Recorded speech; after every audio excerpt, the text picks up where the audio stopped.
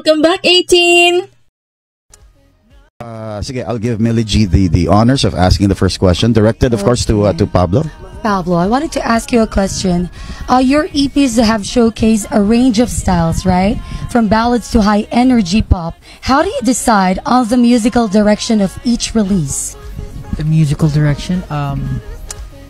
Before we plan our whole EP, nagkakaroon po kami ng matinding brainstorming kasama yung buong team. And what is this, from the writing all the way to the production itself? Lahat po, and all encompassing, like yung music videos, yung concept ng mga kanta na ilalabas namin, how many songs will be ballads, how many songs will be this type of music.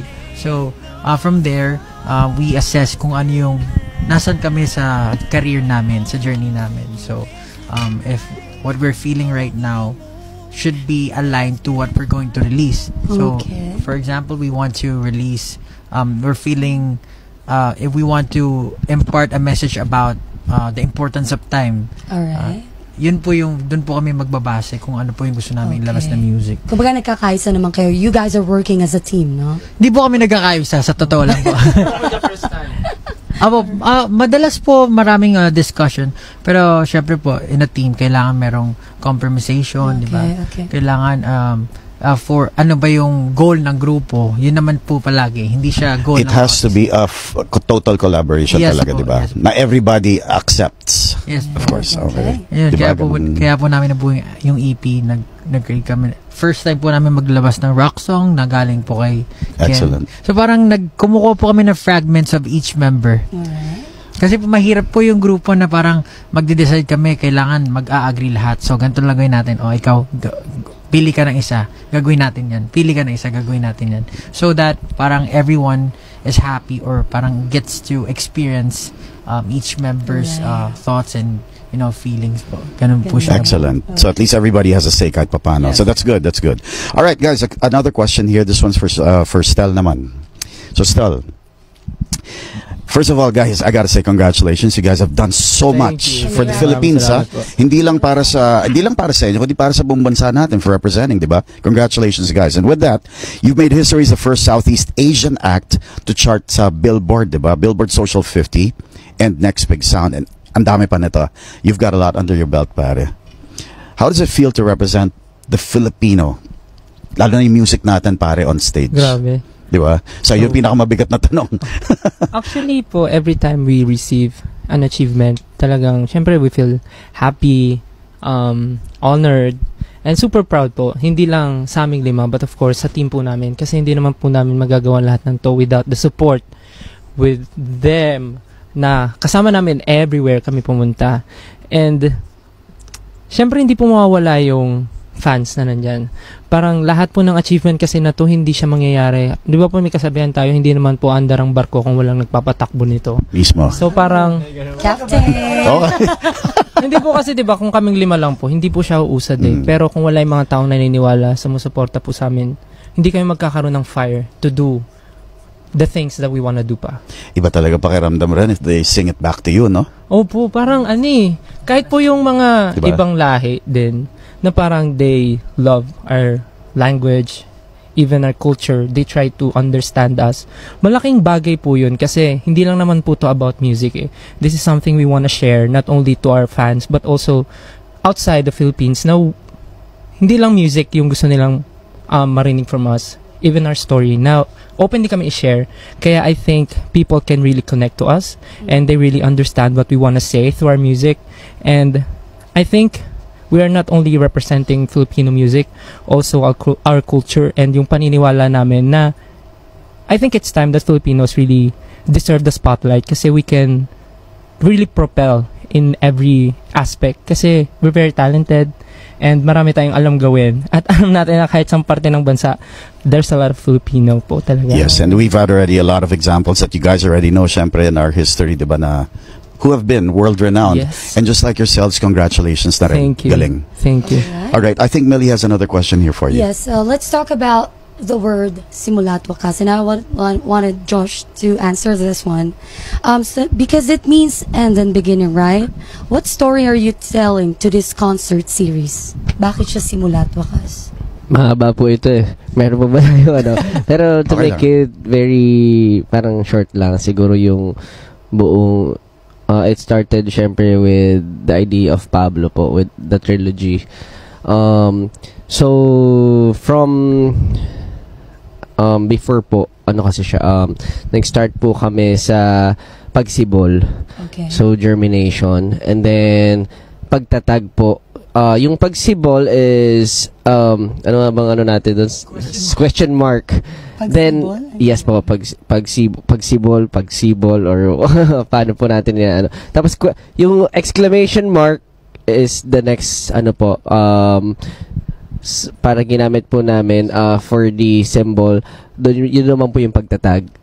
It means parang syempre po pagtatag po talaga kung paano si SB19, kasi po noong una nagpapakilala po, then pangalawa po parang this is SB19, and then po doon na po tayo sa simula at wakas, bumalik po ulit sa seed or doon sa fruit, kasi po yung question mark is the germination, yung pagtatag is the tree, tapos po bumalik po doon sa fruit or seed, tapos kaya po siya naging simula at wakas kasi it's a cycle po. So parang regeneration nga. Yes po, Diba? kung saan Or reincarnation, I would say. kung saan nagwawakas, doon din po nagsisimula. So hindi po talaga siya doon natatapos, pero doon po namin ni-revolve yung buong concept for the entire EP. So ayun po, and the concert itself po, ayun, marami pa pong explanation, pero yun po yung main idea. Okay. Thank you. Sige. Thank you, Josh. Okay, guys, break muna tayo sa ating classroom recitation, ha. Ito muna tayo, kwentuhan muna tayo. So, kwentuhan nyo naman kami. Like, what are the most memorable moments nyo sa current world tour? Okay, of course, excluding Doha, dahil you're just experiencing it now. This is for everybody. Ano yung mga naaalala nyo na you know, during your tours, kahit yun sa Pilipinas, or sa, ano ba yung tumatak sa inyo na experience or siguro something that nag-impact sa'yo personally? Diba? That's something. Sige, kahit sino, anybody can answer. Siguro po kasi other than the concert itself, generally yung tour namin since the beginning, the first one, Wayat, Pagtatag, and right now, yung mga experience namin na makapag-tour, makapunta sa ibang bansa. Siguro po, like, one is the first time we've been to Good Day New York. It's such a big milestone po for us kasi kumbaga parang it's a public televised program sa New York, tapos po after namin nun paglabas namin, even the police na nakasalubong namin tinanong na parang, kayo ba yung nasa Good Day New York? So parang, sobrang laking Yun na nakakagulat. So parang ang laki ng nararating nung simpleng parang part lang siya nung tour namin, pero ang daming nangyayari, and also seeing good culture, yung environment, yung scenery ng ibang bansa, mas nakakadagdag siya ng inspiration na kaya natin tong parang ganito pala dito sa ibang bansa. It's sobrang ganda, and we know na parang soon sa Pilipinas, maging ganito rin siya, pupuntahan din siya ng maraming tao. Parang ganun po, nai-inspire kami seeing those things. So, ayun po, generally, yun, ibang yung view, yung experience namin other than the concert itself. Nice. Okay. Well, speaking of concerts, since concert na nila niyan tomorrow, what fans can expect from your performance tomorrow at the Qatar National Convention Center? Ken, can you answer that? I think sa lahat po ng performance namin napanood na ng mga fans. And this time, kasi kung ano yung perform namin sa Philippines, yun lang din po yung dinala namin sa dinala namin sa iba't ibang parte ng ng mundo. And there's not much there's not much changes pagdating sa performance namin. But what they can expect is 100% best na performance na ipapakita namin sa kanila every time na mag-perform kami, and we will try to accommodate everyone as much as we can, kasi mahirap kasi, for example, like yung fan service namin, medyo nahihirapan kami mag-accommodate sa lahat kasi madami, diba? But you know, Teens. as much as we can, we'll really try to, you know, anuhin sila. Cater. Yeah. Right? Kasi, ano eh, ha? Malapitan man lang. Malapitan man lang. Yun yung gusto namin gawin talaga. But, you know, for everyone's safety, minsan, ano kami, medyo, ano muna, kasi, mahirap eh. Kasi magtutulakan sa harap, ganun. So, may mga maiipit, ganun. So, yun yung gusto namin iwasan. So, Okay. So, Ayan, so, all right, yeah, guys, let's keep it light on this one. You know, Doha is known for its vibrant Filipino community, and laki na dito. I think we're about 250,000 more or less. Yeah, and growing.